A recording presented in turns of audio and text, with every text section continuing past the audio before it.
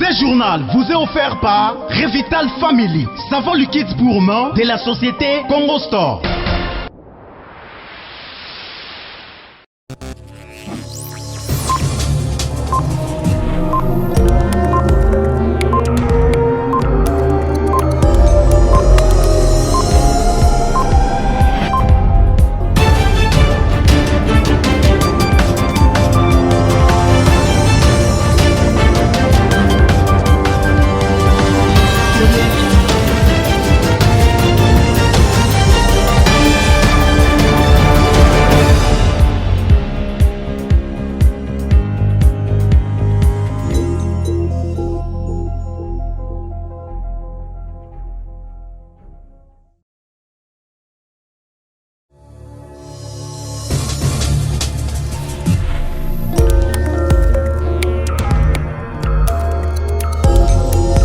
Mesdames et messieurs, il est temps de vous informer. Bienvenue à cette édition d'information qui vous présente Jean-Claude Fundi, la mise en onde assurée par Pompon Beokobana.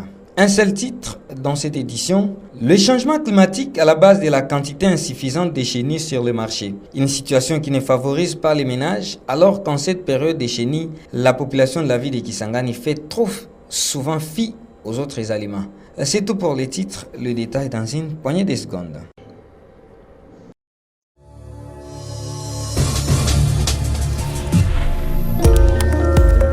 Une fois de plus, merci de votre fidélité et excellentes conditions d'écoute partout où vous nous suivez. À Kisangani, à partir du mois de juin et juillet, les chenilles apparaissent et inondent tous les marchés de la ville de Kisangani. Cependant, pour cette année 2022, il s'observe une carence de ces insectes sur les marchés. Des scientifiques parlent du changement climatique qui serait à la base de cette situation. Images et commentaires.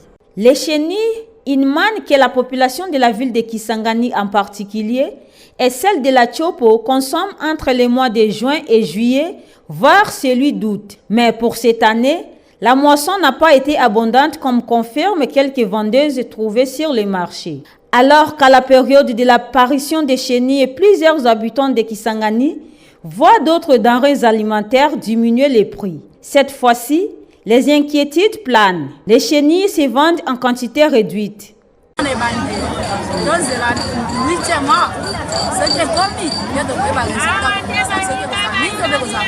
place est en côté. 8e mois de seconde plus que Mimani. Et année passée, c'était belé, mais année lumière le mine. Mais bon, t'as qu'à belé. Nous le connaissons ma campagne. Ma campagne.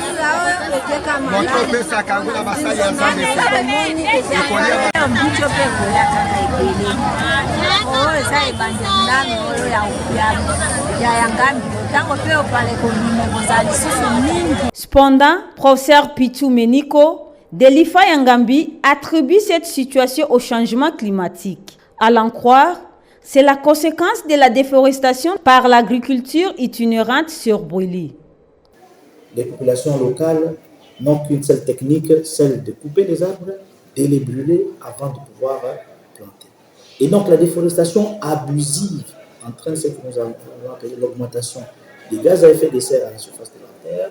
Et cette augmentation des gaz à effet de serre conduit à des perturbations climatiques. Et ce sont ces perturbations qui ont diminué la quantité des pluies et ont modifié la répartition des pluies dans la région, qui ont fait que pendant l'évolution normale des chenilles d'état larvaire à l'étape adulte de consommation, les chenilles n'ont pas eu le nombre ou la quantité de pluies nécessaires pour leur maturité. D'où moins de chenilles disponibles et moins de chenilles sur le marché.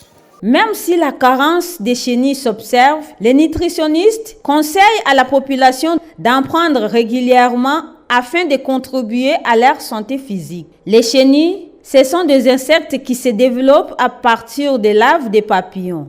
Elles se forment dans des arbres à la forêt. Les chenilles consommées à Kisangani proviennent de 3 territoires à savoir Isangi, Opala et Ubundu. Sécurité. Après les échauffourées suivies du désordre orchestré par les jeunes de Yatolema au village Yaongenja, suite au meurtre de l'un de leurs, un jeune homme de 18 ans révolu, l'honorable Jean-Pierre Litema s'est rendu dans cette localité, son fief électoral, pour faire régner la paix. C'était la semaine passée. Reportage. Soucié des problèmes de sa base, le député provincial de la Chopo, Jean-Pierre Litema, élu du territoire d'Opala, s'est rendu à Yatolema, localité située à 90 km de Kisangani, pour faire régner la paix. Suite au désordre criant orchestré par les jeunes de la cité de Yatolema, qui ont eu à saccager et brûler plus de 15 maisons à Yaongenja, village situé à 80 km de Kisangani.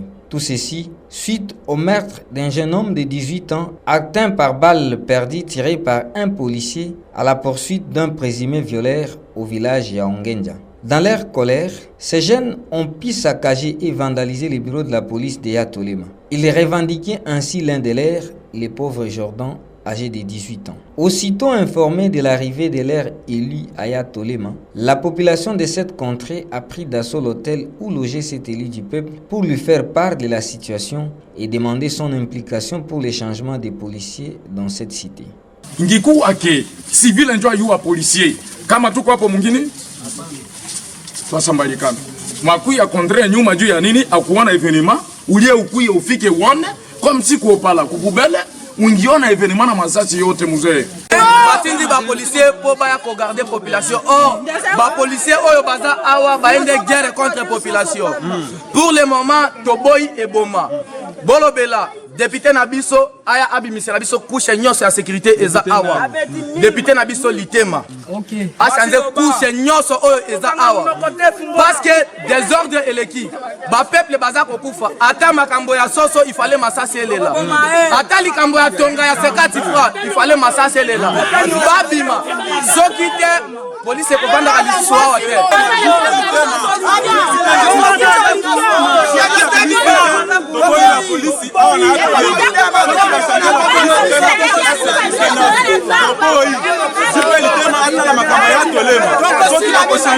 la police na couche de sécurité to boy la police na village ya masasi mais to regretter na manjori ya Lubunga et biso na babonduki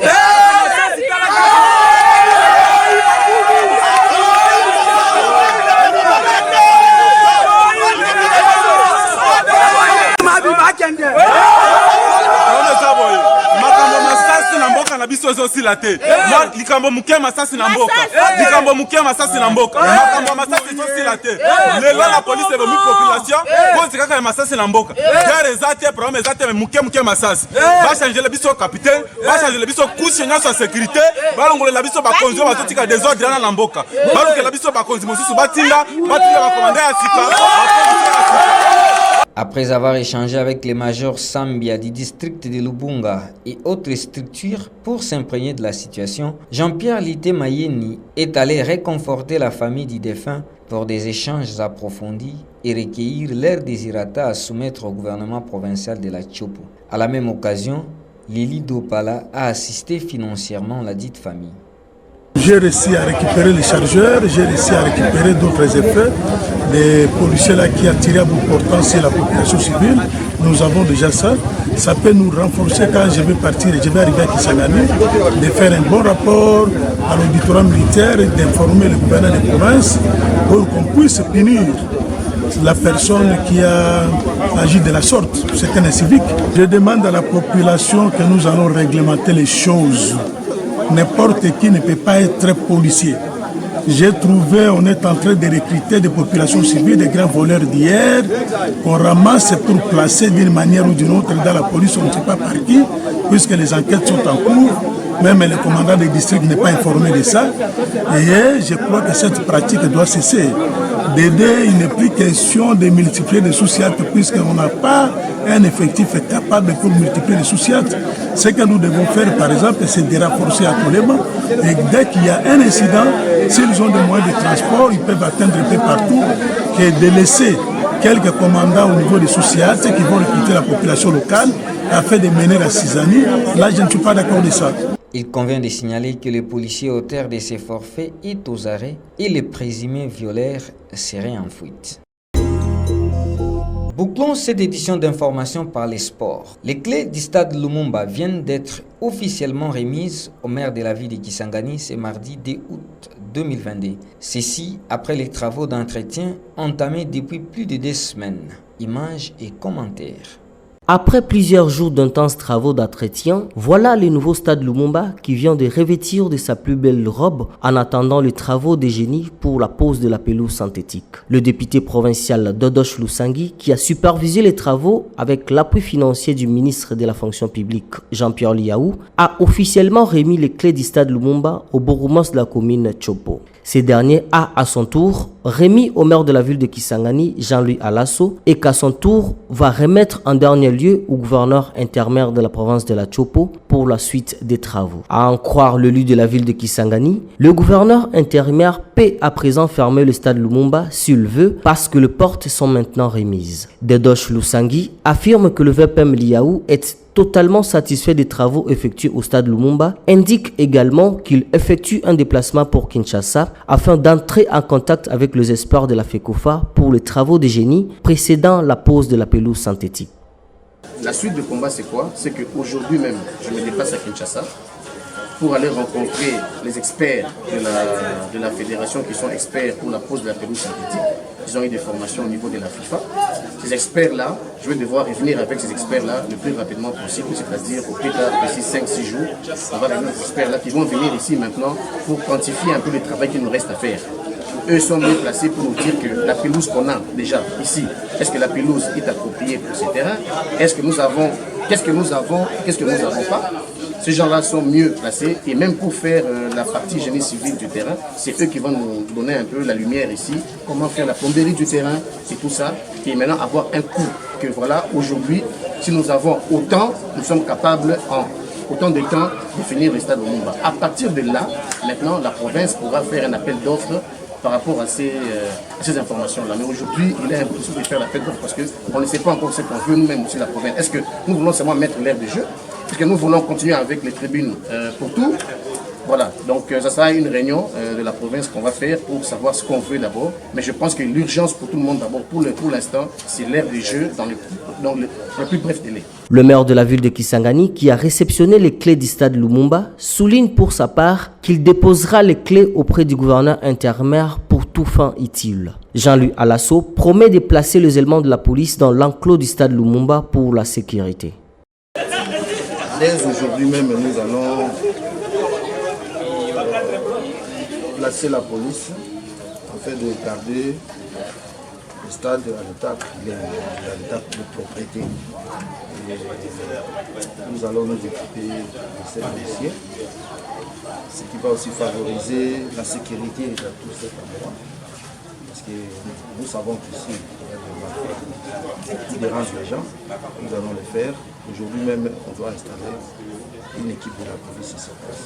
Rappelons que les travaux de désherbage ainsi que d'autres travaux d'entretien ont été totalement financés par le vice-premier ministre, ministre de la fonction publique Jean-Pierre Liaou, lors de son récent passage dans la province de la Chopo. Ces travaux ont été exécutés par la brigade d'assainissement de la mairie de Kisangani sous la supervision du député provincial Dodosh Lusangi. Lancé par le gouvernement provincial depuis 2020, la réhabilitation du stade Lumumba avait été stoppée après la déchéance du gouvernement provincial.